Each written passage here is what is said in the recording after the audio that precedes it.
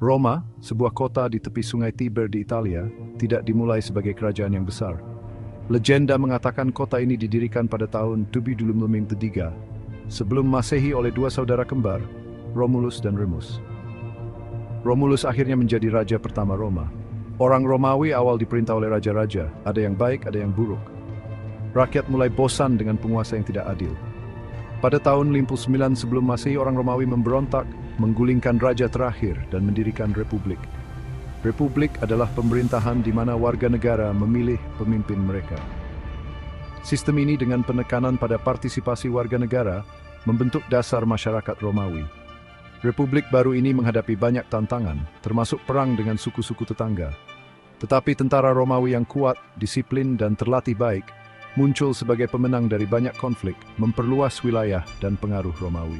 Periode ini menandai awal kebangkitan Roma menuju kekuasaan. Republik Romawi, meskipun sistem yang lebih adil daripada monarki, bukannya tanpa pergumulan internal. Perebutan kekuasaan antara kelas sosial yang berbeda, yaitu patrician, yang merupakan pemilik tanah yang kaya, dan plebeian, warga negara biasa, menyebabkan reformasi yang signifikan. Reformasi ini secara bertahap memberikan lebih banyak hak dan kekuasaan kepada plebeian, membentuk Republik Romawi menjadi masyarakat lebih inklusif. Seiring Roma semakin kuat, perhatiannya beralih ke Laut Mediterania. Saingan yang kuat muncul, Kartago, negara kota Afrika Utara dengan angkatan laut yang kuat. Perang Punisia, serangkaian 3 konflik antara Roma dan Kartago, berlangsung lebih dari 1 abad dan menguji kekuatan Roma. Perang Punisia brutal dan memakan banyak korban, tetapi Roma akhirnya menang.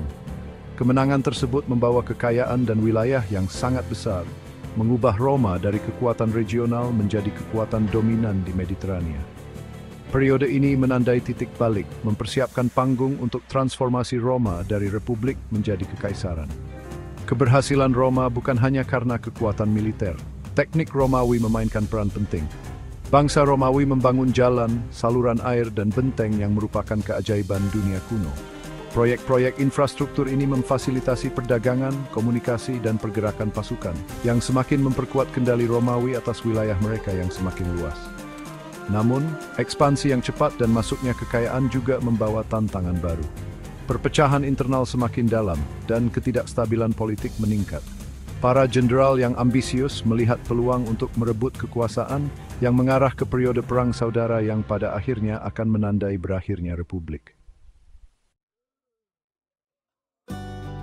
Dari kekacauan perang saudara, era baru muncul bagi Roma.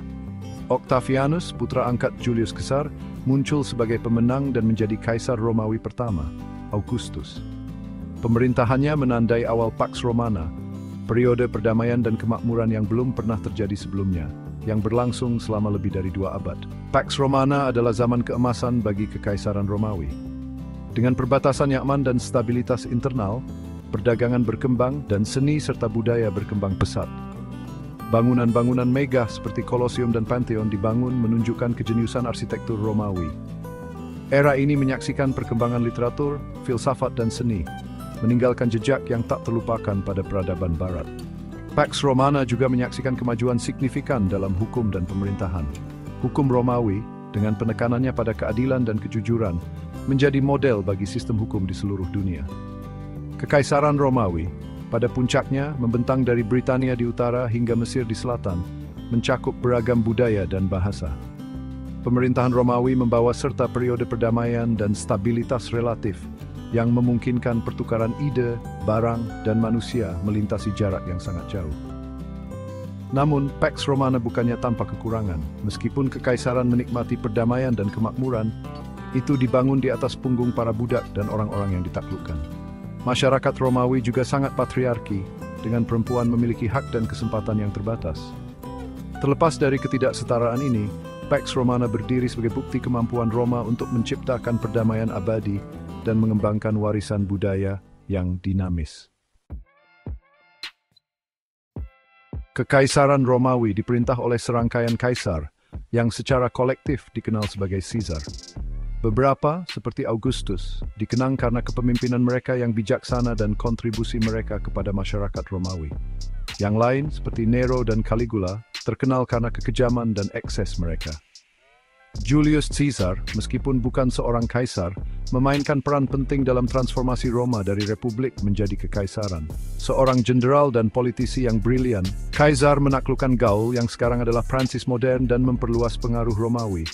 Pembunuhannya pada Ides of March, 15 Maret pada tahun 44 sebelum Masehi menandai berakhirnya republik dan mengantarkan era kaisar. Kehidupan para kaisar yang penuh dengan drama, intrik, dan perebutan kekuasaan telah memikat para sejarawan dan pendongeng selama berabad-abad.